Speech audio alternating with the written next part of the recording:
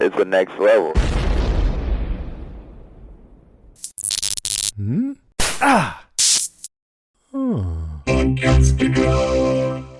French chick said the others were coming for a kid. I think they came, Mike. What? He's the one they wanted. Why I got a bullet in my shoulder. Hell, Bluebeard blew us up because they wanted your kid. You saying this is my fault? Yeah, that's what I'm saying. They took my son because of you. They were sailing away. They found us because they were looking for us. For what? Don't you ever say his name again, ever. Now what you gonna do? Splash me?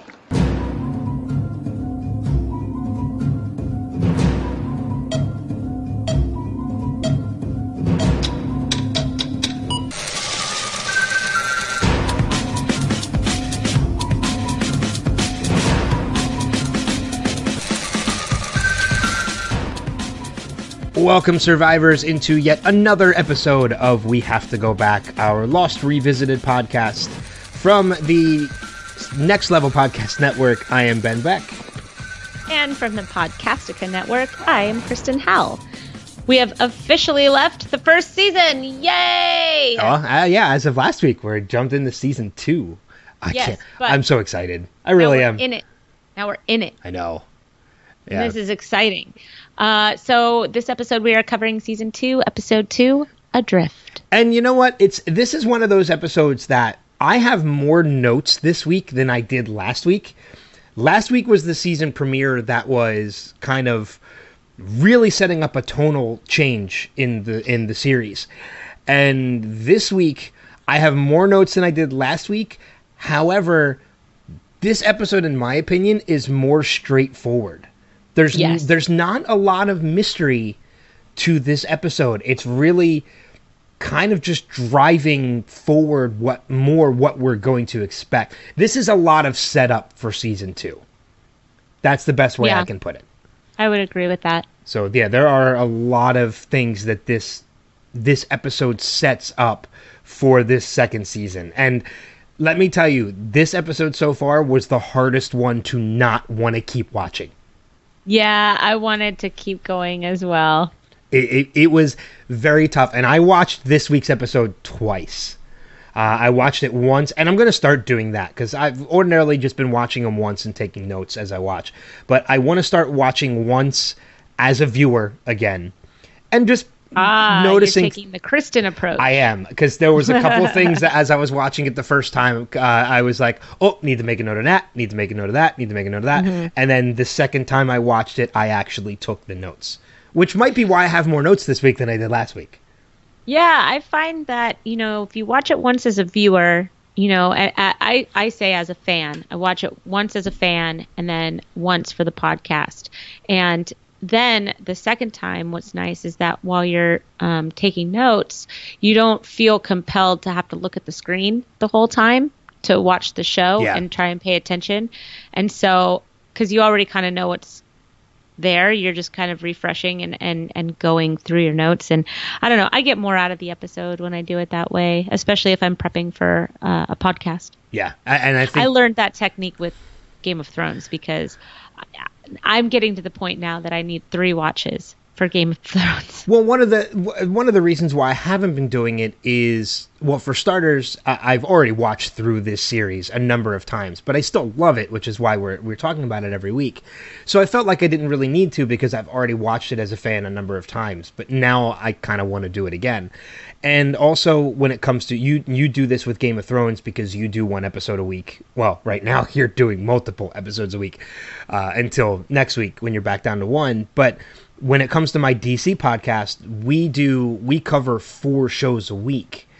So it's very tough for me to watch the episode once and then watch it again to take notes because it takes a lot more time to do that. So I'm so used to that system already that I kind of just naturally adapted it to Lost, but I'm going to change it for Lost because I want to rewatch as a fan again too, because that's what I am. Oh, good. So, a couple things about the podcast. If you're new to it, we welcome you officially. These podcasts are posted every Friday. These are spoiler-full podcasts, so you will get spoilers for the future of the series. If this is your first time watching, we apologize for that for ahead of time. And we talk about one episode of the show per podcast. I also want to make mention, too, our numbers recently have been fantastic. Our numbers keep going up. Great. Our numbers keep going up every week. So we're getting more and more listeners every week, which is great. We love hearing that. But I want to encourage everybody who's listening, whether you've been listening from the start or you're just starting now, we want to hear your feedback. So make sure you listen to the podcast later, as we'll give you the ways that you can do that, because we do want to get your feedback from these episodes as well. Because if you send us messages or record yourself, we will read them and play them on the podcast. So your voice will be heard. So make sure you listen later in the podcast on how you can leave us feedback as well. But let's get into it with our top 5 for Season 2, Episode 2, Adrift. Cool, man. I will kick it over to you, as I usually do. What is your number 5 for the episode? Oh, my number 5 is just kind of little. It's what we get in this episode is kind of a meanwhile episode. Last week it focused a lot on Jack and the hatch. We didn't get much more than that. And this episode we get kind of what was going on meanwhile, while Jack was making his way back over the hatch and going in and eventually meeting up with Desmond. We get to know what's been going on with the raft, which, is something that I'm sure all of us, if you're if you're a first time viewer, you're seeing that you see the premiere of season 2 and there's no mention of it other than a drenched Walt. And so this episode is the episode that you get that meanwhile. Okay, so while this was happening, this is what happened on the raft. And then while, Jack was trying to calm everybody down at the caves and go back down into the hatch after Kate, this is what Locke and Kate were going through. And then you get this really great extra flashback piece of information about Michael as well, which we'll go into later. But I like the meanwhile episode. I like it when we get one perspective of an event, and then we'll rewind and we'll go back to the same time period, but just from different perspectives and different characters. So that was my number 5. Okay. Yeah, and you know what? It's funny too, because going back and rewatching this episode, for some reason, and this is kind of touching base on watching it as a fan, for some reason I had it in my head that this episode was just nothing but these guys in the raft. I had thought the first episode was nothing but on the island with no mention of these guys on the raft. And then I thought for some reason this episode was the reverse of that. I had forgotten that we actually do get more from the hatch and such. So it was a nice little surprise that we started this episode. Did we start with them on the raft, or did we start on the island? I can't remember. We started with the raft. Sawyer pulls Michael out of the water, performs CPR. Yeah. That's right. That's how we start off, with Michael yelling Walt over and over again, and then drowning, and then, kind of drowning, right? I mean, he just exhausts himself under the water. Sawyer pulls him out, finds a piece of wreckage, does the CPR, basically steps up whenever there's trouble. Yeah. Being Sawyer being Sawyer. You know what? Since you brought it up, I'm actually going to use that as my number 5. And I want to go into Michael's cries for Walt. This is one of those episodes where every once in a while, this is a huge ensemble cast. And, there are moments throughout these series where one actor really shines above many, of the rest of the cast. And this is one of those episodes, while it is a Michael-centric episode because this is the backstory that we're getting in the flashbacks, Harold Perrineau put on a stellar performance as a grieving father in this episode. I think by far, he outshined every other actor in this episode. I don't know if you get the same feeling about that or not, but from start to finish in this episode, from his cries for Walt, being a grieving father, telling Sawyer, you'll never know what it's like to care for somebody else, all the way to the end when he has his breakdown, when they're floating on the pontoon. I think this has been nothing but a stellar performance from Howard Paonu, this episode. Yeah, I don't know if I've ever mentioned this before, but he is the reason why I started watching Lost. I was a big Romeo and Juliet fan, the Leo version, and his role as Mercutio in that movie just, to me, was just leaps and bounds better than anybody else's performance in that particular movie, in my opinion. And when I learned that he was going to be on Lost, I was really, really excited. And he is the reason why I watched Lost. And then, I got all these bonus people and actors and story, and he quickly became supplemental to everything else that was going on the show, because his character was just so unlikable. And I think you're right that this is one of those episodes that his character is extremely likable, because whether you're a parent or not, if you've gone through any sort of loss or trauma, you can feel his pain. And you can really see kind of the 5 stages of grief that he goes through in this entire episode, all the way to the end when he resolves, I'm going to get Walt back.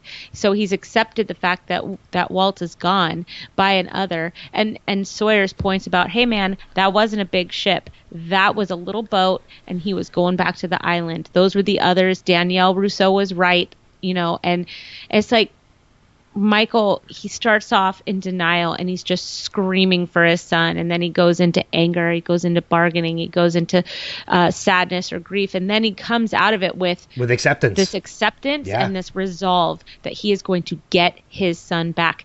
And you're right. It was a brilliant performance by him, especially even in the flashbacks. That my number 4 is actually Susan and Michael, and just kind of how Susan is the villain in Michael and Walt's story, and Michael, and how passive he was in the flashbacks.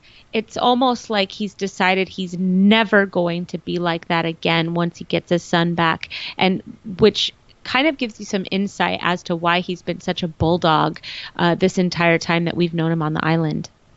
Yeah, and it's funny too, because my number 4 is again very similar to yours, and I'm going to kind of just tie it into yours a little bit, in that my number 4 is actually kind of, it's not necessarily a point I want to make, it's more of I want to ask your opinion on something. Okay. And because it's the way it came across to me, so I want to see if it came across to you as well. I have a lot of opinions about Susan. I'll break good. It down soon. I think you're probably going to be right along the same train of thought as me then too. When it comes to the whole situation of getting Michael to give up custody of Walt, not just custody but his parental rights to Walt. The way I saw that situation, we have that whole scene with him and Susan where they meet in the room, the deposition room together, with no lawyers, and that tells him, horrible scene. She tells him, "I think you're going to win, and you for the sake of Walt, yada yada yada." Is it just me, or does it come across that he was totally 100%, in my opinion, guilted into giving up his parental rights? She manipulated that entire situation. I don't think the entire situation. I don't think he was going to win at all. I think she did that. She told him that to boost his ego just enough that she can manipulate him into doing it. Yeah, and what she really proved. Look, divorce is terrible, even when you're not divorced, right? Even when they were never married to begin with. Any separation is terrible. And what Susan did was that she preyed on his weaknesses in service for her strengths. Walt was not, he wanted to make sure that Walt stayed with or near him. It's very clear that Susan did not let Walt be around Michael, and it was used as a weapon in the entire episode. He got into that horrible accident, and as we know from the first season, when she showed up at the hospital, she didn't bring Walt. During his rehab, she never brought Walt by. He couldn't go and visit Walt in the condition that he was in, but she could have brought him by. She could have shown support in that way. And then she paid for all the medical bills, probably as a preemptive strike to get more power over him in order to keep Walt in the long run, because as we know, she is a lawyer. And she's got a lawyer boyfriend or a lawyer husband, and she belongs to a firm, and that's her top priority. I mean, she even says, you're going to stop me from going to Rome. And what does she say? That you're going to stop me from being senior partner, and why would you do that to me? You should be able to use your rare talent, Michael. You are such a rare talent. If you had Walt, your art would get in the way, and you don't want that, and you don't want me to not achieve my dream of being senior partner in Italy with our son, who I don't want you. It's just the whole thing is disgusting, and it's so layered, and it's so manipulative, and it starts at the very beginning, even possibly with the car accident or him getting hit by the car. And that was when he had just gotten off the phone with her because she wouldn't let him see his son.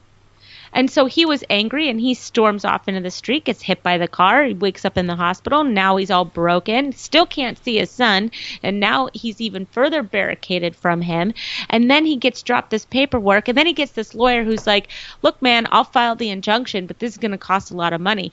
Why don't you just sign away your rights? Everybody's telling him, don't be a dad, don't be a dad. You don't want to be a dad. It's too much hassle to be a dad. And all this guy wants to do is be a fucking dad.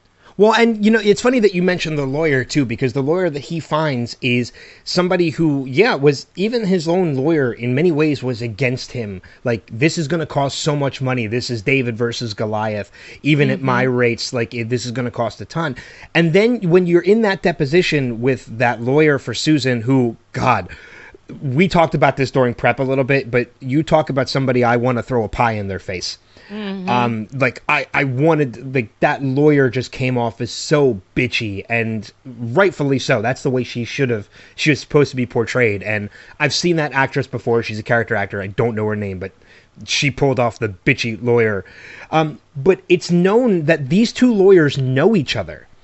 So it almost felt to me that was kind of a setup too, is that this lawyer that Michael had was somebody who he was meant to find so that he would fail, and it was part of this manipulation. Because even when that lawyer is attacking Michael during the deposition, his lawyer says, is this appropriate, whatever the lawyer's name is, I forget, but he mentions the lawyer by name. They know each other. Now, in a particular city, when it comes to depositions, that tends to happen. These lawyers know each other because they run across each other a lot. But to me, in the whole setup, as you mentioning, with paying his medical bills and everything from start to finish, feels like it was part of that manipulation. Yeah, maybe. I mean, maybe. And, Michael showed a lot of class during that deposition too, because, she's like, what were his first words? And, what was he wearing today or something like that? Like, she was asking these asinine questions, which, gun to my head, I can't tell you when my son crawled. Like, when people ask me questions about stuff like that, I'm always like, I'd have to check, and that's not because I don't love my son. That's not because I don't love my kids. It's because it's a crazy time in life, and you're tired most of the time. But I digress. Hey, look, there are times I can't even tell you what shirt I'm wearing without looking down to look and see. But it's like, my husband traveled a lot when the kids were real young, and if I ever wanted to keep my kids, God forbid that we would ever come to this stage, I would never use the fact that he couldn't be with us or he couldn't be with the kids as a weapon to use against him. You know, Michael wanted to be a part of Susan and Walt's life. Susan kept Michael out. Susan kept that wall up between Walt and Michael. It had nothing to do with Michael. And Michael is trying to say, I'm his father. And then I don't understand. Maybe you could tell me, why did the lawyer want him to repeat that for the record? I'm his father. Yeah, I don't know. I mean, and again, like, it shines such a different light on Michael as a character at this point, too, because in season 1, we had mentioned this when we talked about these episodes before when we were covering it, in that he really comes across as somebody who just doesn't know how to be a father. And while that's still true, you get a different light because he is somebody who obviously did want to be a father. He wasn't somebody who just completely gave away his parental rights without a cause. Like, he fought to be a father, and that right was stripped from him. It wasn't something that he gave up willingly. It was stripped away from him. And it makes you wonder that had he been in Michael's life this whole time, how different things would have been. Mm-hmm. And it really shines a different light on Michael as a character. It makes him maybe not more likable, but more sympathetic as a character. Because you kind of understand now that why he is the way he is. Yeah. And, you know, and not only that, but we see him through the stages of grief, how it passes so fast and how he's so passionate about it, is that in many ways, when he's going through these stages of grief, it's kind of making up for lost time. Like, he finally got his son after all these years of not having him in his life. He's trying to make up for it, and it's stripped away from him again for a second time. Right. Yeah, and, you know, he spends a lot of time in this episode blaming Sawyer for all of his problems, blaming Sawyer for making him shoot the flare gun, and blaming Sawyer for the shark showing up. There's a huge blame game played between the two of them. That's actually one of my numbers too. That's actually one of my top 5. But so I won't spend too much time on it. Well, but, no, that was my number 4, and so we'll just reverse things and we'll go into my number 3. Since you were going to be next anyway, I'll just go first with my number 3, and that really is the blame game. You know, it's. For Michael, it can be kind of scratched up to, you know, part of his stages of grief of losing Walt. But one of the things that I really liked about this when I was watching the whole blame game about everything that these two were playing with each other, and you're right, they're constantly just tossing blame back and forth to one another, even to the point where it gets almost to a level of immaturity. When, you know, Sawyer is off the raft and he gets over to the other piece of the raft and they're caught in the same current, and Sawyer's like, what are you going to do, splash me? And that's exactly what Michael does. He's like, well, yeah, I wasn't, but I totally am now. Yeah. But as much as these two characters kind of emulate a hatred for one another, there is still, and we've mentioned this with other characters before, there is still this mutual kind of respect between the two of them, in that as much as they emulate that they hate each other, the other still will not let anything happen to the other. Right. You know, so we see Sawyer digging the bullet out of his arm with his own 2 fingers, which is a total badass move. And then say to Michael, do you have a Band-Aid? Like, that episode, that line made me laugh. But at the same time, you know, Sawyer would not let anything happen to Michael. When Michael was drowning from, you know, being out of energy, he's the one that brought him back. When Sawyer was in the water from his raft breaking apart, he climbed back on the raft and Michael didn't push him away because it was his survival mechanism. He knew that Sawyer would survive if he was on the raft. And then even when it came down to the shark, Michael shot at the shark so that Sawyer could get to the pontoon. Like, even though they emulate hatred, they will not let anything happen to the other. And there is a mutual respect between the two of them.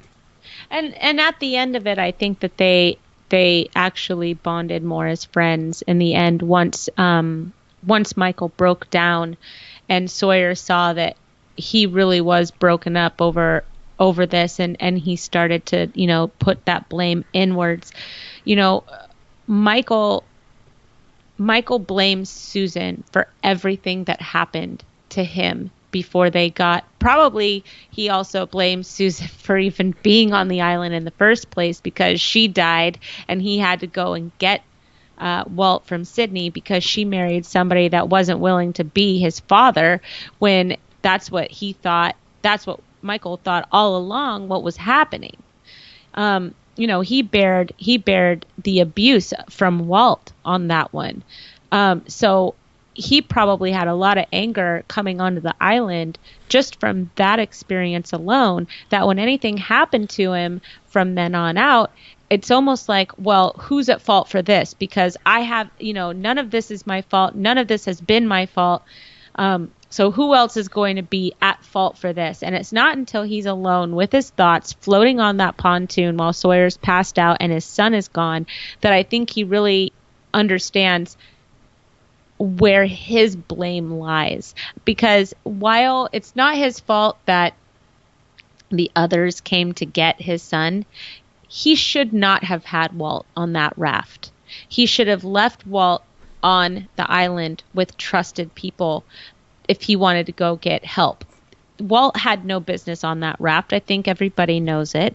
But in the moment, once you get your son back, you don't want to leave him again. Yeah. Even if that means both of you are going to die in the open water, you want to make sure that your loved ones are with you. But, Jin left son behind. That was probably impossible for them to do. But he said, I'm going to do this for us. It's my fault that we're here. It's my fault that our marriage is like this. I am going to save us.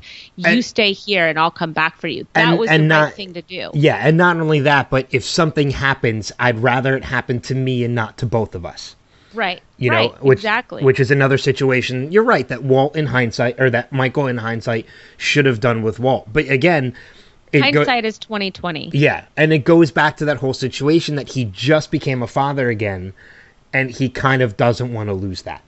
Right. So right. Yeah, I can expect him to being overprotective of Walt make him believe that bringing him on the raft is the best decision. Right, and Sawyer is soft with him in that moment, and hey Mike, are you all right? And he doesn't tell him that no, it's not your fault. He just lets Michael sit with it, right? And he's like, he's there for him, but he's not going to sugarcoat anything for him, because that's not who Sawyer is. They help each other get on land, and they both realize that they're back home, and I really liked that moment. But I think that Michael needed to go on that journey, unfortunately, and start looking inward to how his decisions and his actions affect the outcome of other people, because I don't think that that's a lesson that he's learned since he hasn't had to be a father. Yeah. No, I agree with that. And you're right. I think it worked out better for Sawyer.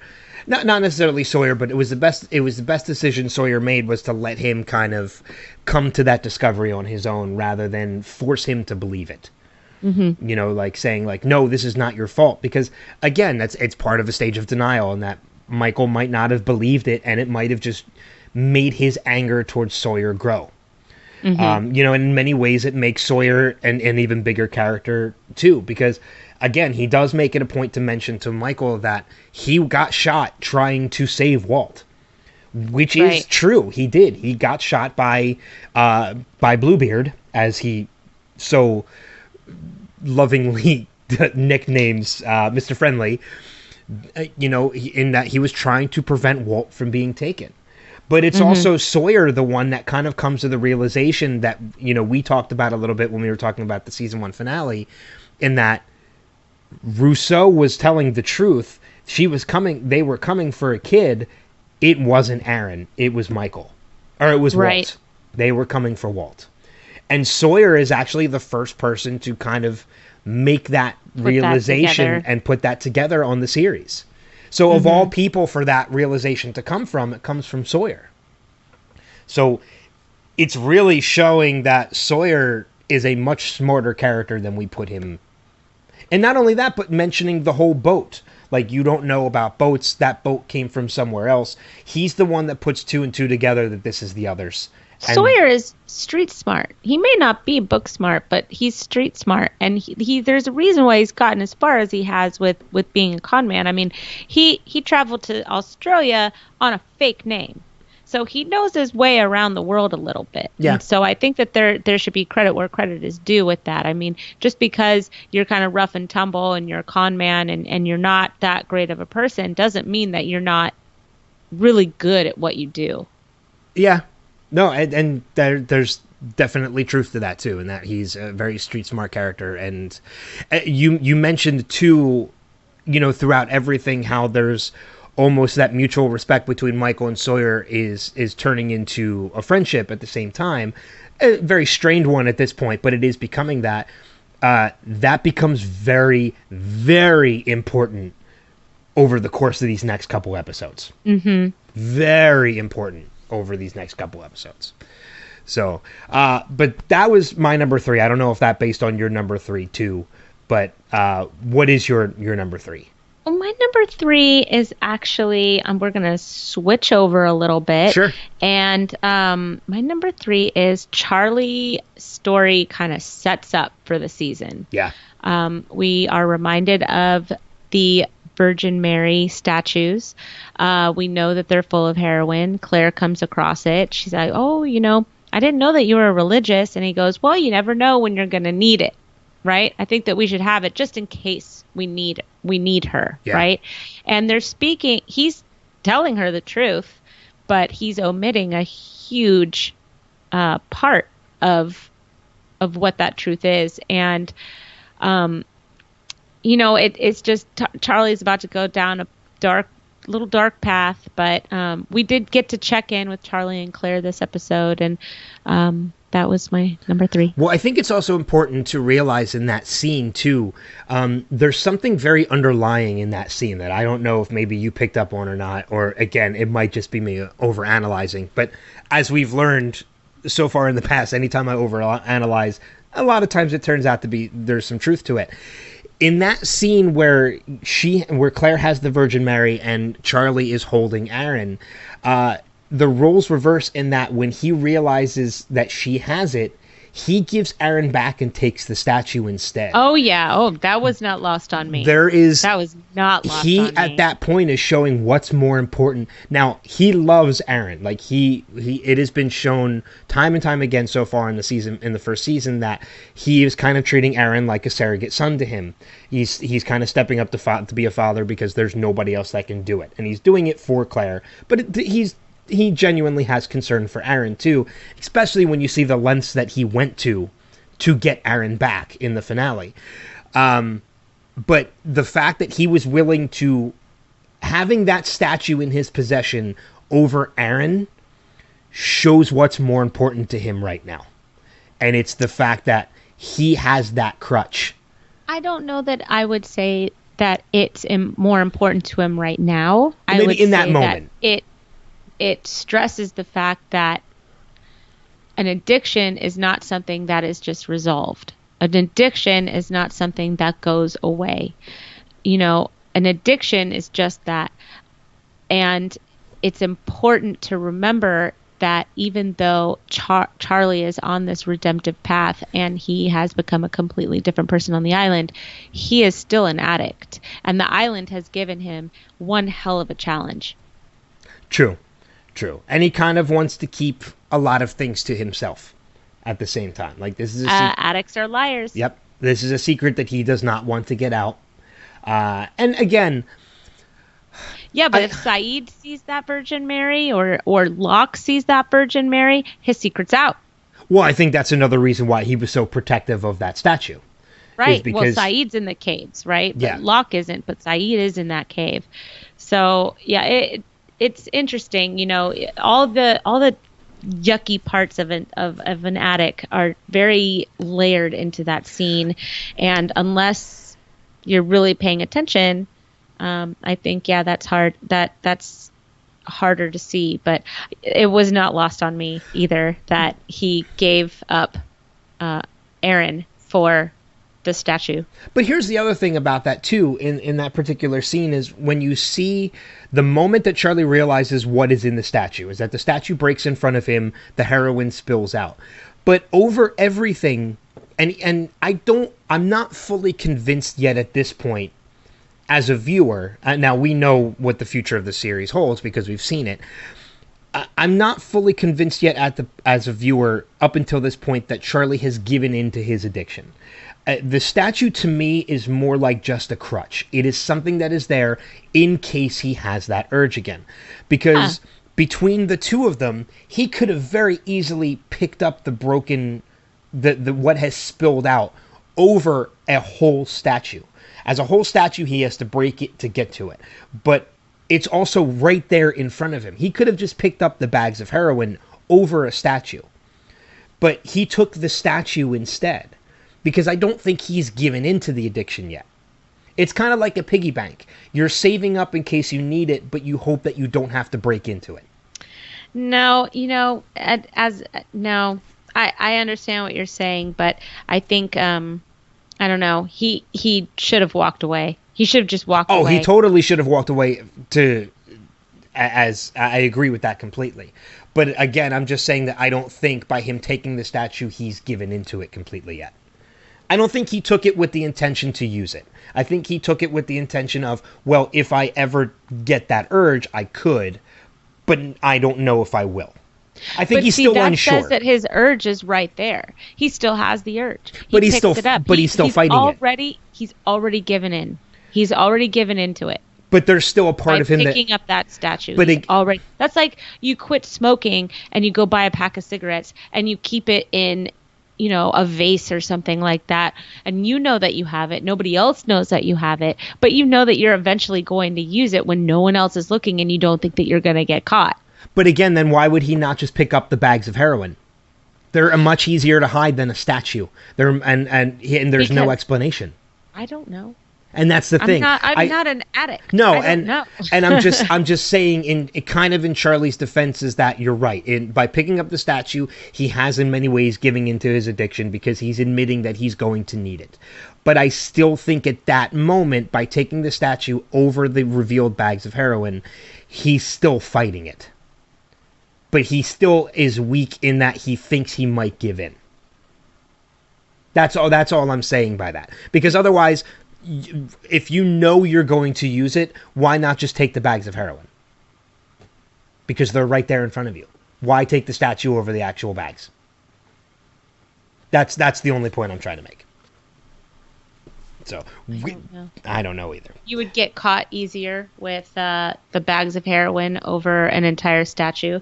You could pass off the statue as something other than what it is, but you can't pass off a little baggie full of heroin. You can't pass off a little baggie full of heroin, but you can hide a little baggie full of heroin much easier than it is to hide a statue. And a statue, there are people in those caves that if they see it, know what it is. So I don't know. I think it's a double-edged sword. You can look at the whole situation in a number of different ways. Yeah, so, I would say that. So, what was your number 2? My number 2 is, I talked a little bit about this in a previous episode. This is kind of a little personal story of my own, but it does stem from something that happens in this episode. Back when this show first aired, I was working for a Philadelphia radio station. And this morning show that I worked for, and I'm still friends with to this day, when Lost aired I think Lost aired on Tuesdays. Wednesday morning, they would always go into like a 15-20 minute discussion about the episode. And they would have viewers call in for stuff that they picked up on. And you got to remember, this is in a time where social media wasn't nearly as big as it was. It took a lot more to find research about certain things that happen in episodes. Nowadays, people just post it on Facebook within like 10 minutes of it happening and you get the reveal. But this is something that like took more time. There is a particular scene in this episode where as Sawyer is in the water getting ready to swim to the pontoon, there is a scene where you see the shark underwater. And I had just gotten TiVo, so I had just gotten DVR at the time, and I had never really utilized the whole rewind live TV aspect. There is a moment in this episode I used it for the first time. And it's when you see the shark. When you see the shark swim past the camera, you get a quick glimpse of possibly something on the tail fin of the shark. And I did it again last night as I was watching the episode. If you pause it at the right time, there is a Dharma logo on the shark. I realized it at that time when it happened because I remember seeing it and being like, wait, did I just see that? Paused it, rewound it, freeze framed it, and saw the Dharma logo. We had just gotten introduced to the Dharma logo this episode. That's right. As we see it in the hatch. But I remember listening to the discussion of the show and having all these people calling in about what they think is going to happen, what this means, what that means, yada, yada, yada. Nobody was mentioning this logo on the shark. Nobody had even mentioned that they had seen it. And I think at that time, nobody did. I'm sure there were other people that had noticed it because they very obviously put it there for that reason. But I remember calling in that morning to these guys that I was friends with and saying, did nobody else pick up or notice that logo was on the shark? And I remember none of the morning show cast had picked up on it. None of the listeners had picked up on it. And it was up to me to find an image of it online and send it to them so that they could see it. But it was just a cool moment for me that in a world where very little is left to be discovered anymore, I was one of the first people to discover this. And I kind of felt pretty cool. I did. I felt pretty cool that I was able to discover something about this show the first time it aired and actually put it out there to the ether. I just thought that was a cool personal moment for me. And something that is gonna, that Dharma logo that we see for the first time in the hatch is something that plays a very important part throughout the remainder of this series. Well, no, not necessarily through the remainder of the series. It plays a part for a while. The Dharma Initiative plays a very important part for a long time. Almost to the end of the series. I don't think as much in the final season. I think through season 5. I don't think it's as big of a part in seasons in the final season. It doesn't become such an ominous force. But I think it mellows out a little bit when everybody kind of assimilates all together. Yeah, I agree with that. But I just wanted to bring that up in my top 5. So that was my number. That's awesome. That was my number 2. What about you? Very nice. My number 2 is actually Sawyer stepping up, and we've talked a little bit about that. So I don't know. I don't know what else I could say. I mean, Sawyer being wonderful is great, but I think there are just certain characters that when feet to the fire, some of them step up and some of them run off, and I think that we saw both of those in Michael and Sawyer. Michael is terrible in a crisis. He's horrible, actually. He's the last person I want with me when the shit hits the fan. Sawyer keeps a cool head. He knows what to do. He's incredibly brave. He's willing to take a bullet for somebody else. And then remove that bullet with his own fingers. Yeah, he jumped into a shark-infested water to get a pontoon so that they would be in a better situation. He will do what others will not do. And he's proved that several times so far. And we're only in season 2, the beginning of season 2. And he continues that trend throughout the entire series. And I just love that about this character, that when given the opportunity to step up and do the right thing or run away and be a dick, he more than he doesn't, he steps up. Yeah. Oh yeah, for sure. I mean, and we're going to get more of that as the series progresses too. Right, exactly. But this is just I thought this was a really nice example of those times when Sawyer proves that he's a good guy to have on your team. Yeah, for sure. My number one is something I had a little fun with, so I want to save it. I want to save it for last. Okay. And I want you to do your number one first. My number one was the fact that we got to see some shadowy figures, and they are not the others. Others, as Jin. They're not the others. Yeah. You know, it's fun because if you've seen it before, you can see that the person leading the charge, that silhouette is not one to be missed. It's very, very obviously Mr. Echo. Is it though? Because I watched it twice and I didn't see it. Very obvious. His hair, the way he stands, the staff is in his hand, and the others they are way more advanced than creating rudimentary weapons like the ones that these shadowy figures were holding. So they were clearly not others because of the weapons. It just didn't look right with what we've learned about the others so far. But that, to me, that was very, very obviously Mr. Echo leading the group of shadowy figures as they advanced upon the three men of the raft. I'm actually, as we speak, I'm going back to that scene because I looked at that scene twice and I didn't see them as anybody we should know. Yeah, it's Mr. Echo. Trust me. Well, okay, I'm going to find out in like 10 seconds. And if anything else, I will even screenshot it and send it. If I'm wrong, if I feel like I'm right, I will screenshot it and send it out. Oh, nope, you're right. Okay, never mind. That is very obviously Mr. Echo. Yeah. I stand corrected. Yay! Yeah, this is a rare moment, people. Soak it in. I stand corrected. Well, because it's funny, because both Michelle Rodriguez and Adewale Akonye are both mentioned in the credits. So it makes sense now that why Adewale is mentioned in the credits, but maybe if I go back and look at it again, perhaps Ana Lucia is in that scene as well. I'm sure that, and I'm sure that you'll also see like Bernard and stuff like that, but if you really look closely, but for me, the big standout was that it was not the others, was Mr. Echo. Yeah. Absolutely. He's kind of a favorite. He is a fan favorite. I know he is, and I am totally on that bandwagon of. Oh, I am too. I love Mr. Echo. I loved Mr. Echo and his Jesus staff. Yes. So I'm just really looking forward to what's coming up, and that was my number one. Was that we're finally getting into some material that I personally am very excited about.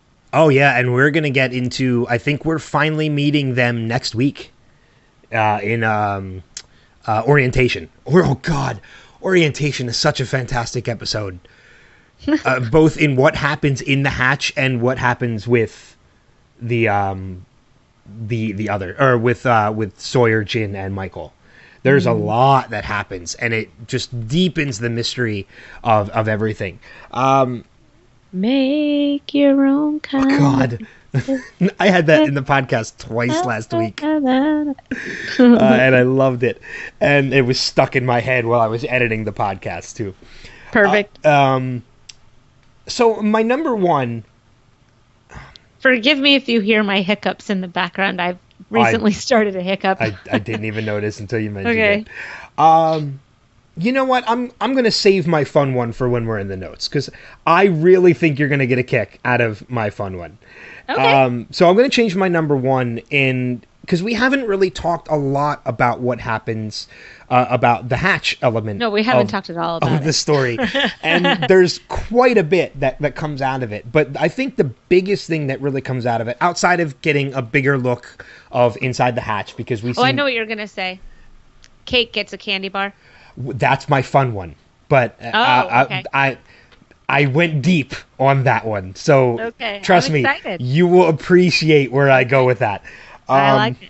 So, but no, I think outside of seeing obviously more of, we get more of Desmond this episode, and we get to see more of kind of like the lounge area of the hatch and the artificial light and everything. The mystery of the numbers kind of deepens, and it goes a little further in that. We obviously know that the numbers are what are being input into that computer to reset that timer. But outside of 4, 8, 15, 16, 23, 42, there is a new number added to this element now. And that number is 108. The number 108 is what the timer reads. That is the number of minutes that counts down.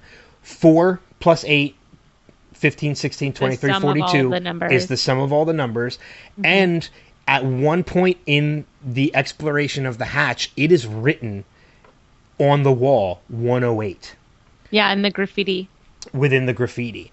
Mm-hmm. And on top of that, we also see the isolation that Desmond has been going through, because in the scene where he is holding Kate and Locke at gunpoint, the number of notches on the wall is ridiculous. Yeah, too many. You can see how long Desmond has been there in isolation. You don't know that yet at this point. But you're getting a feel for it. You do. You do definitely get a bigger feel for it. But again, just the mystery of what these numbers are kind of deepens a little bit. And again, we do get the addition of the 108 added to those numbers. Mm-hmm. So that was really one of the things I wanted to bring up when it came to Poor John. John wanted to be the guy that was supposed to be there. He's like, I'm the guy. Here I am. Yay me. and he couldn't answer the riddle. What did one snowman say to the other? I forget the answer. Do you smell carrots? Well, and do you know what's funny too is I looked into that a little bit too. Do you know where that came from? That actually came from Dominic. It did, but it came from Dominic Monaghan making a joke to the cast on the beach when they were filming season 1. That was a bad dad joke he told to the cast, and they used it in the show. The writers took it and ran with it. I love that. That's awesome. They were in between scenes, and he said to the cast, what did one snowman say to the other? Hey, do you smell carrots? I love it that they did that. And they used it in the series, which I think is fantastic. So that makes me really happy. It does, and it makes me like Dominic Monaghan even more. They seem to have really, really liked him, which is wonderful. Have you ever seen any of the outtakes with him? I haven't seen any of the outtakes for Lost, period. Really? I'm going to have to send you a link. Yeah, do that. Lately, I've been seeing a lot of Friends outtakes that I've never seen before, which is really rare. So, I've been down a couple. I love going down those rabbit holes. Yeah, I do too. Especially, I've watched outtakes from Friends, Brooklyn Nine-Nine, How I Met Your Mother, Community. Like, I love sitcom outtakes because I think they're hysterical. But some of the outtakes for Lost are just as fun. So I will have to send you. I'll have to send you some of the links to some of those as well. All right, so I'm going to go into this because I think this. When I saw this connection, I immediately thought of you. So we get that moment of Kate in the pantry, and we get that view of all the food that we're seeing for the first time. And it's funny, too, to make the comparison that, Kate sees the food, she goes for one thing, and she tends to go to the vent to escape. But as we're going to find out a little bit later, Hurley sees that pantry in a whole different light. Oh, yeah, he does. But it's interesting that the one thing that she grabs and tastes is the Apollo candy bar. Now, I knew that Apollo wasn't real. I knew it wasn't a real candy bar, but I looked into it a little bit. And the Apollo candy bar has shown up in other things. And I'm going to go through some of them. I'm not going to go through all of them because some of them I don't know.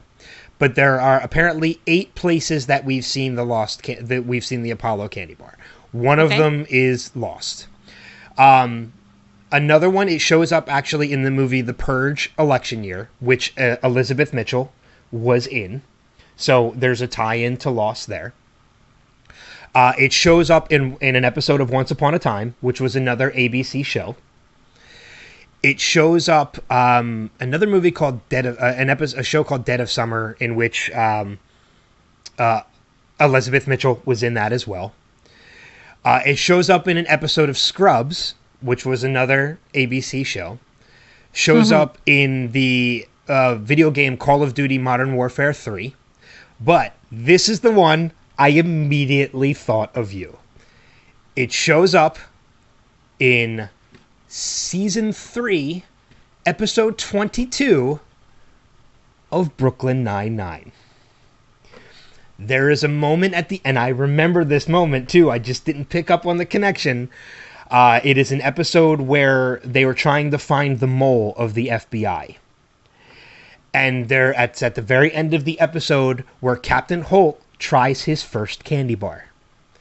That Peralta gives him. Gosh, you're right. The candy bar that Peralta gives him to try is an Apollo candy bar. That's right. When he leaves the chocolate trail. Yes. That's awesome. I did not realize that watching Brooklyn Nine-Nine, but now that I've made that connection, the moment I saw that it was Brooklyn Nine-Nine, I immediately thought of you because I know you and I share the same love for that show. It's on tonight. It is on tonight. Well, at the time, we're recording on Thursday. We're recording on a Thursday, yeah. So, but I got a big kick out of that the first candy bar that Holt tries is an Apollo bar. Yay! And he says, "This is disgusting." Chocolate and nuts? Actually, that's overkill. But I love that. Yeah, I made that connection, and I was going to save it for my number one, but I made it part of it. I made it an additional one too. So, but that's going to wrap it up for the top 5. We actually spent a good amount of time on that too. We spent more time on that than I thought we were going to. Yeah. Well, I could talk about addiction and grief until the cows come home. I feel very comfortable in those subjects, and I think that we had both of those subjects kind of prevalent. Yeah. Oh, yeah. Today. For sure. Any other notes and additional things that you kind of want to bring up? I have maybe 2 that I can bring up. Yeah, not really. I mean, I think that we covered pretty much everything. I don't really have anything other than, yay, we got to see Jin. We know Jin's alive. Yeah, that's very true. And poor guy's tied up. How he escaped, I'll never know. Well, he is Jin, so. Yeah, he's been in handcuffs before. Uh-huh. Yeah, poor guy has been in captivity more than he's actually been free. Poor Jin. Because even when he wasn't held captive by handcuffs, he was still wearing a handcuff. So he has been under some kind of restraint for most of this series so far. Poor Jin. It's so sad. I think it's important to note too that until the very end of this episode, when we see Jin Sawyer and Michael back on mainland, the story itself in the first 2 episodes hasn't progressed any further. We're basically just getting holes filled in from the first episode. These 2 episodes kind of literally run congruent to one another.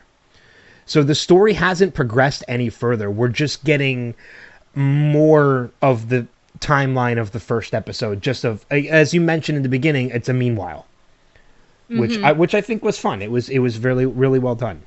Yeah, I agree.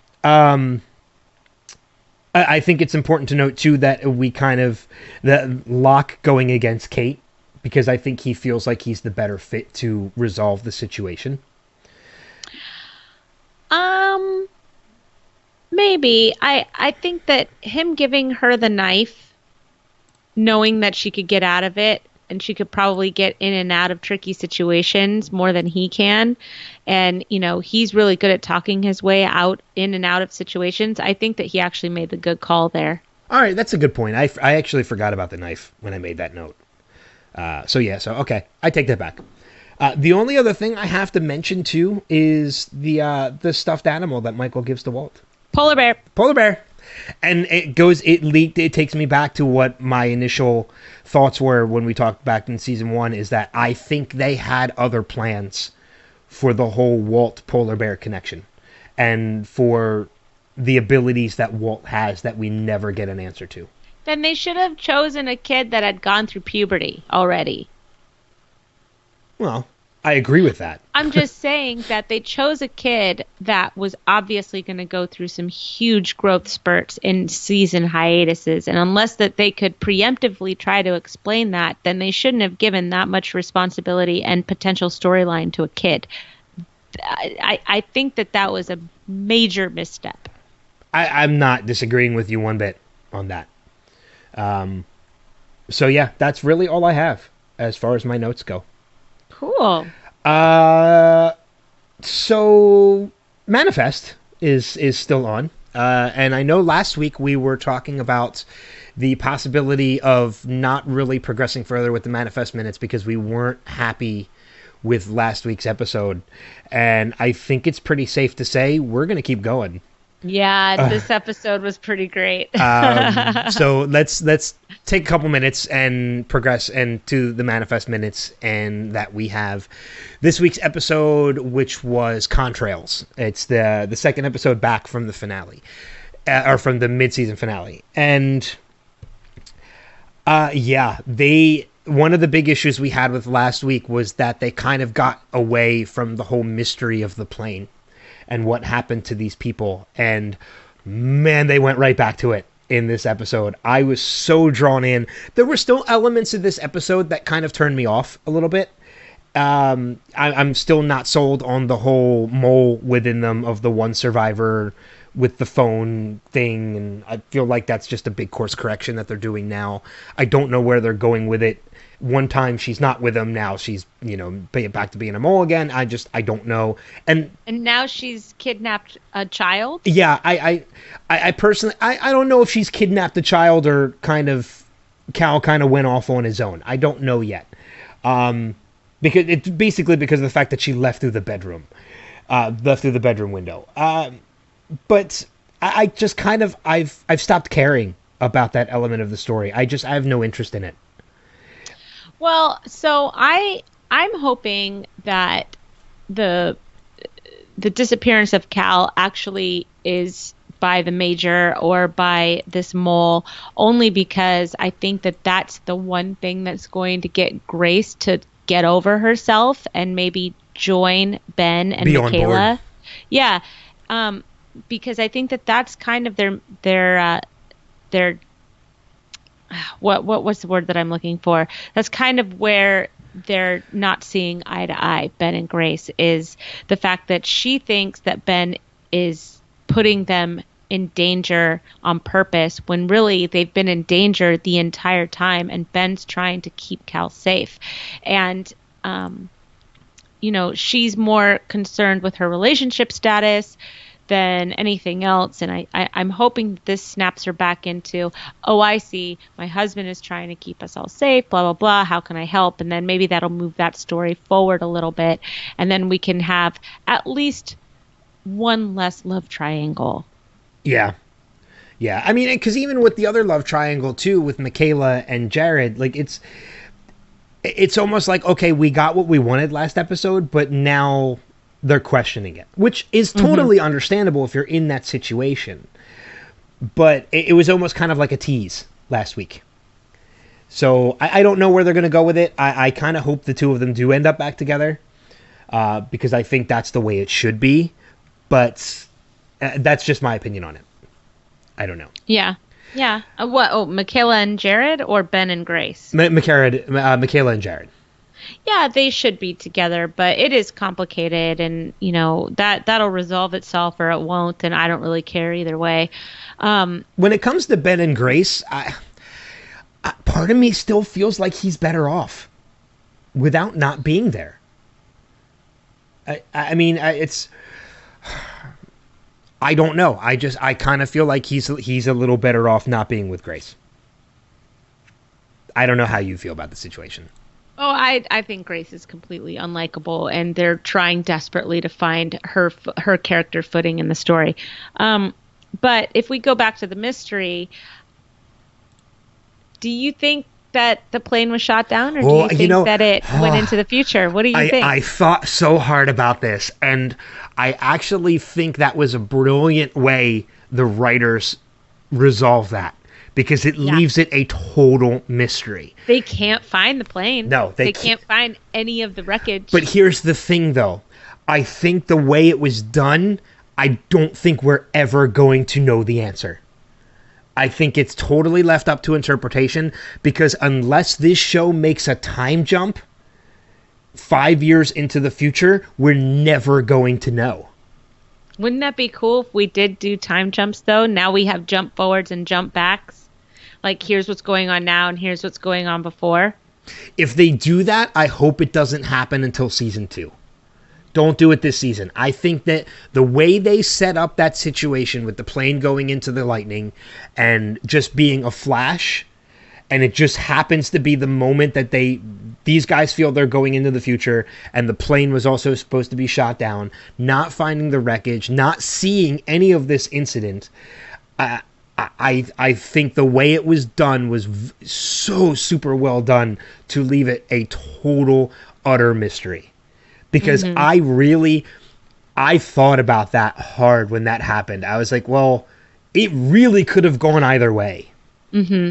Because we don't know what happened to this. I actually was hoping, and I kind of almost wanted to go back and rewatch this episode in hopes that I would see something in the lightning. And you don't. There's nothing in the lightning. It's just the lightning and the flashes from the lightning. But I don't know, because you find out from the reports that the cover-up happened when they disappeared and not when the flight happened, not when the flight left. So there's so much more adding now to the mystery of this flight, and that's what I've been wanting for the past couple episodes. I understand you have to build on the connection that these passengers have, and I do want that, but I too wanted to know what the hell happened on this plane. And now they're actually going into that, and they're diving deeper into that. Mm-hmm. And I'm sad that the character of this pilot, who was such an engaging character and I wanted to know more about, we're not going to know more about because he's gone. And they kind of wrote off the Doctor a little bit quickly too. But I don't know. I think the only thing that could potentially make this even more of a mystery is if somehow, one way or another, they show up again. I don't. Like, maybe it's not 5.5 hours. Maybe it's like relative to how long the flight was supposed to be. Like, since it was a 5.5 hour flight, probably that's 5.5 years. Maybe potentially, but I mean, like, because there's nothing that says that them going through the lightning, if they did in fact go through to the future or time past or whatever, there's no telling that it's going to be a set amount of time. It could vary. It could be different. Well, that's what I mean, because you make a good point in that there was a 5.5 hour flight. They ended up 5.5 years in the future. The thing about that is, too, they weren't 5.5 hours into the flight at that time. They were still over the ocean. So their 5.5 hour flight hadn't completed yet. So unless it was designed that way to send them 5.5 years, because there's a part of me that thinks there are no aliens or outside supernatural forces involved. I think this could be a matter of government science. This could be a form of time travel that our government has established, and they were test subjects. So I don't think there could be any aliens or supernatural elements. I think this could be purely scientific, and this is a way, because again, 5.5 years. Yeah, but they killed the meteorologist. Well, it's just a cover-up. I think that was just purely cover-up, because he knew about this lightning and everything. So I actually really nerded out, and I looked up dark lightning on ifuckinglovescience.com. Does it exist? It does. It is actually a thing. It emits gamma rays, and there was a certain spacecraft that was out in space that caught like all of these gamma ray bursts, and they were trying to figure out where it was coming from, and they learned that it was coming from Earth, and it wasn't coming from the solar system or the universe. And so then they started researching lightning, and there's lightning experts, and I can post the video up on our page. It's like a quick 5-minute video, and it's way over my head in a lot of spots, but it's interesting just to learn that dark lightning is a thing. It's true. I'm just totally I'm in awe about the fact, because I love scientific stuff like that. Like I'm a big science nerd. Like I love like the TV show Cosmos with Neil deGrasse Tyson and such. Mm-hmm. And Well, this is a video that was actually shared from NASA. So now it's a video from NASA about dark lightning and how it pertains to space and how they discovered it and stuff like that. So it's a short video, but it's out there. well, It exists. I'm just excited that there's a YouTube channel called I Fucking Love Science, because I want to check this out now, just to see what other kind of stuff that they post. Is it a You don't YouTube follow channel them or a on website? Facebook? No, I don't. Oh, that's weird. I will now. Yeah, they've been around forever. Is it a Facebook page? It's a Facebook page. It's a website. Could be a YouTube channel. I mean, I Fucking Love Science is it's pretty well known. That's where I get. That's it. Look it up. Look it up. Spend some time today and look through it. It's pretty cool. I'm gonna have to, because that intrigues me. Because again, I love science stuff like that. So, like, again, when Cosmos was on, I was so engrossed in the Cosmos, because stuff like that like totally blows my mind. Like, it's tough to grasp a lot of scientific stuff like that, but I love it. I love it so much. So knowing that black lightning exists or dark lightning exists, that excites me. Not the hoping that I get caught in it, but just knowing that it's out there. So, and it also, again, it kind of hardens my belief that I think there's something more scientific to this than supernatural. So it'll be interesting to see how that plays out. So, any other notes on Manifest before we kind of move on to feedback and such? Nope, that's all I really had about Manifest for this time. Okay.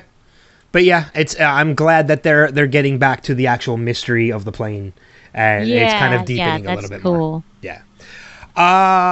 Cool. So before we get into listener feedback, which we do have a couple pieces, we want to give you guys and inform you guys of the ways that you can leave feedback, which we do encourage you to do so. And there are many different ways that you can do that. First and foremost, we are, of course, on Facebook. You can find us at facebook.com/Lost Revisited. We are on Instagram at Lost Revisited Pod. You can email us at lostrevisitedpod@gmail.com. And if you'd like to leave a message, you can record yourself and send it to our email address. Or on Facebook Messenger. Yeah. Or on Instagram DM. Any way that you want to get in contact with us, again, we encourage you to do so. Leave us feedback on the episodes of Lost and Manifest as well, because we do know we get some feedback from Manifest too, which is a lot of fun. But let's jump into that listener feedback. And of course, our feedback this week comes from our buddy Steve, who leaves us voicemails every week. And he has left us 2 this week, as he usually does, 1 for Lost and 1 for Manifest. So let's go ahead and play those, and we will start first with his feedback for Adrift. Hi, Kristen and Ben. This is Steve, and a few thoughts on Adrift. Is that beginning? Are we seeing through Mike's eyes at the beginning there before he sinks under the water and Sawyer pulls him up? I thought that's what it seemed like to me. And Sawyer pulling the bullet out of his shoulder with his fingers. I guess we're just asked to suspend our disbelief on that. I don't know if that could really happen. I never realized it until this time, but when you add the numbers together, the way they're referenced, 4 plus 8 plus 15 plus 16 plus 23 plus 42, it equals 108. You may have already mentioned this, but that's the number of minutes between pressing the execute button. Also, Desmond just takes Locke's word for it when he says that he's not going to hurt him and that Kate is a fugitive, and just immediately switches gears. And even though Locke is the one who's got a knife, he has him tie up Kate and then put Kate in that storage room. And is it ever explained why everything else in the storage room has generic labels on it, except for the candy bars, those Apollo candy bars? I don't remember if that comes out, but even the 10 that the candy bars were in was just generically labeled candy, but then within, it has this kind of name brand bar, whereas everything else has got generic labels on it. All in all, the Michael flashbacks seemed, it was touching and heartbreaking to see and to kind of learn why he was so desperate to keep Walt, but at the same time, it just seemed it didn't it seemed out of place to me. Uh, anyway, talk to you later. Steve does make a couple interesting points. We did know about the 108 and the minutes together. We talked a little bit about that earlier. And I don't think I put that together at that time. I think it took a little later, but I was aware of that already before we went into that episode. I don't think we have to suspend disbelief when it comes to removing the bullet. I think it's something that's physically possible, and I think if you're put in that situation where you're under that amount of desperation, I think you're almost willing to do anything to survive. Well, and adrenaline. Yeah. I think adrenaline should never be discounted. Yeah, I don't think there's any need to suspend disbelief for that. I think that was totally believable that could happen. I mean, I couldn't do it. No, I'd be dead. Yeah. I'd lose my arm. I'd be like, well, this is the end. The bullet stays in. Yep. So I just sew it up. We'll be fine. Yeah, exactly. I'm just going to succumb to infection. It's fine. Yeah. It was a nice life. It was nice having a right arm, but it's gone now. Yeah, but I think if you're in that desperate of a situation and you throw adrenaline into that, I think it's totally possible and plausible. Yeah. As far as the candy bar goes, I would probably the way I would justify it, because he does make a good point about how everything is generic, is that it was probably a special request at some point. Hey, if I'm going to be here by myself, can I at least have my candy bars? I don't know if that's necessarily true though, because the only way he can request the food drop is through the computer. I don't know. Look, man, I'm just trying to explain away the fact that Steve's totally right on this. Yeah. It's the only thing with a label. He does make a very valid point in that it is the only thing that has a brand name to it. Everything else is generic. Kate's face when she bites into that thing is just like, you can feel the satisfaction. How happy. Yeah, I mean, you were right there with her in that moment. It's like a mouthgasm at that point. Right. It really is. Like, it's probably one of those things that in that moment is probably better than sex. Is tasting chocolate on the for the first time in a while. I love chocolate. I do too. I just don't eat as much of it anymore. I can't have dairy anymore, so it's either dairy-free dark chocolate or nothing at all. I'm sorry. I feel me too. But yeah, let's jump into the other piece of feedback, and that is Steve's feedback on Manifest. So let us go into that now. Hey, Kristen and Ben, it's Steve. This is for Contrails. I think you're right. I think last week's episode was kind of a misstep, but I liked this one. I hope you guys liked it too. They got back to the mystery. They have given us another kind of cliffhanger, because it sounded like the news reports were saying that they couldn't find the wreckage of the captain and Fiona's plane. So wonder what happened there, if we'll ever find out more about that. And it's like all the storylines from last week, like we had to have last week's episode to get to this week's episode, but this week's episode I think would have been a better mid-season premiere. Anyway, can't wait to hear what you guys thought. Talk to you later. I don't know what it was about that particular voicemail, but this is going to sound so weird. Steve is a fellow podcaster himself. He does the Panels to Pixels podcast on the Next Level Podcast Network with our friend Mark. I don't know what it was about that. Steve's voice was so soothing for that minute. I don't know. He almost found a deeper tone in his voice recording that one, and I almost felt comforted by his voice in that voicemail. Oh, that's so sweet.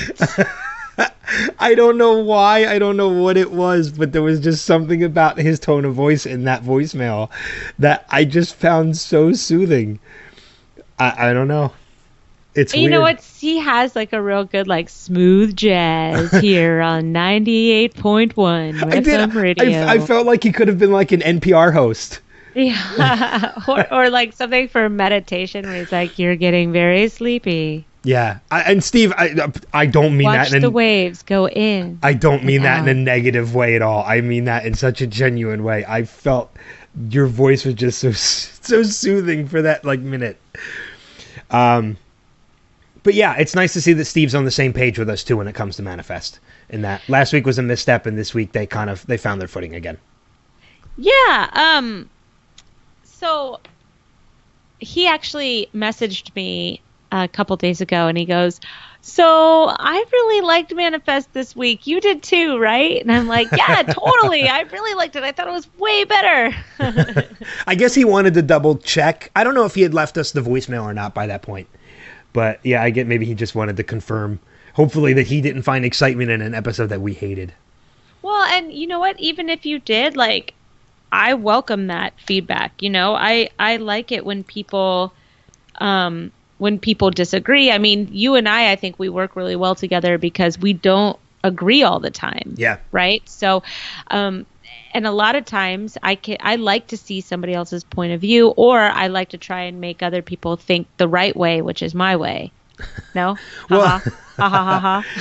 well, that's one of the reasons why we encourage the feedback too, is because especially if your feedback is different than what we have to say, that's why we really encourage it, because we want to hear the different points of view.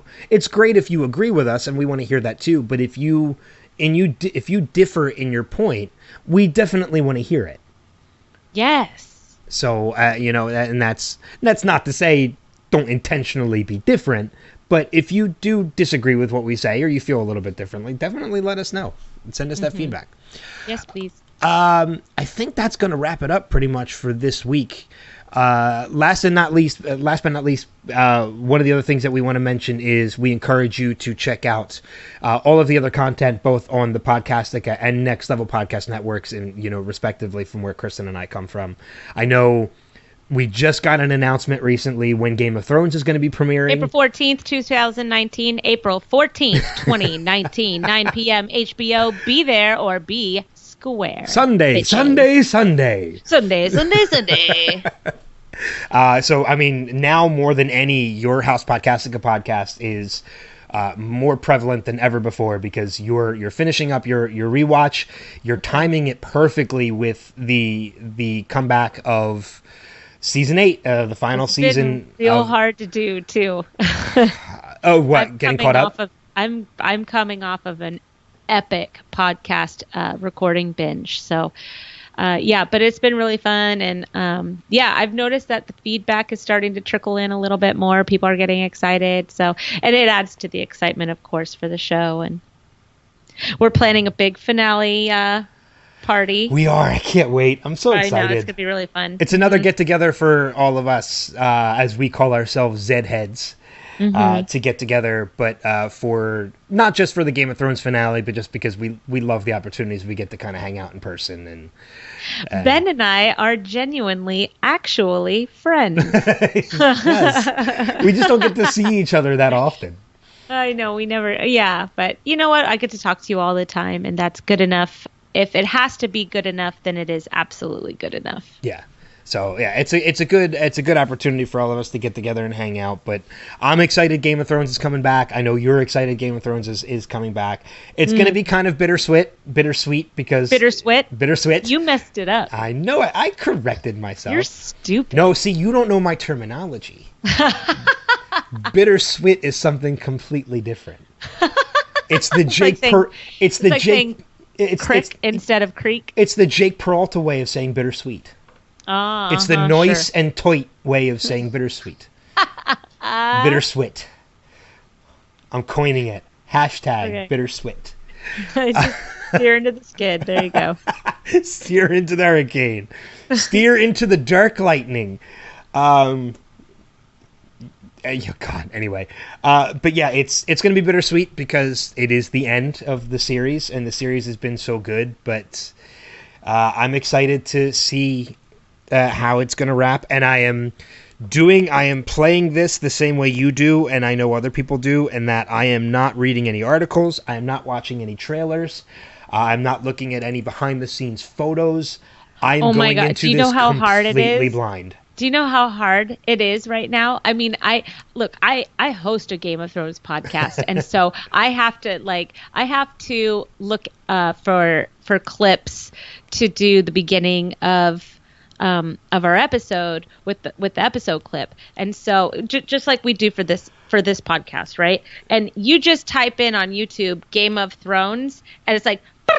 Yeah. And you're like, no. And so I've learned how to like magic eye glaze my eyes at this point. And I just like type in what I need. And I have like my hands are all up on the screen until I find exactly what I need. And then I go to the HBO app to watch the show to prepare for the episode. And it's like, it wants to force feed me the trailer. And I'm like, stop it. Well, yeah, because when they announced the date, they released a trailer. I think it's only a teaser. I think it's only like a minute long, but still, that minute is more than 1 minute longer of material I want to see from the show. I don't want to see anything. When I say that, I mean nothing. No pictures, no information, no hashtags. When I posted the article in the group that we're in, I wanted to kill you. All it was a title. It had one image of something that we already know happens. Yeah, but it wasn't. Okay, but because it was a new image. We'll talk about this when we're done. Well, we could talk about this when we're still recording. Okay. Oh God, no, I have no problem with it. It makes me laugh how strict you are with it. I'm like weird about it, and I've warned all of my friends and family. Listen, I will be the bitch from hell when it comes to this. I love you all. I think you're all amazing. For the Game of Thrones finale, I've told people I need a dark room. I love you. I'll be there for the second watch. I'll be there for the whole weekend. But I've seen how these people are, and I love every single one of them with all of my heart.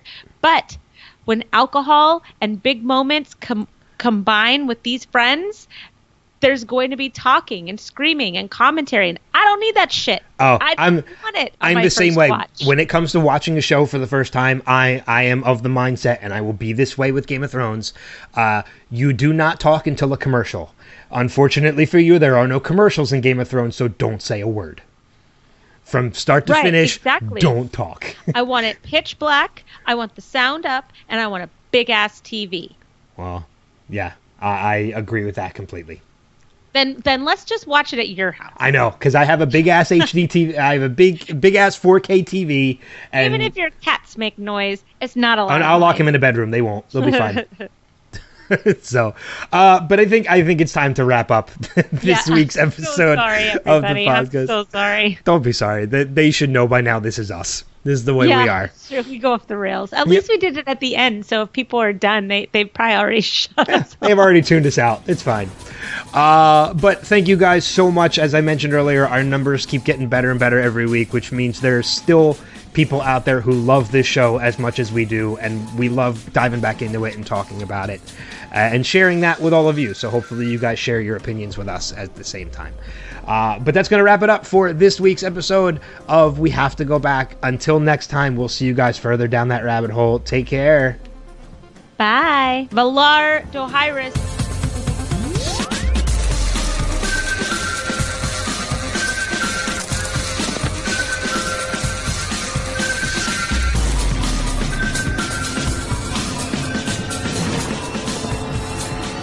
We have to go back, Kate.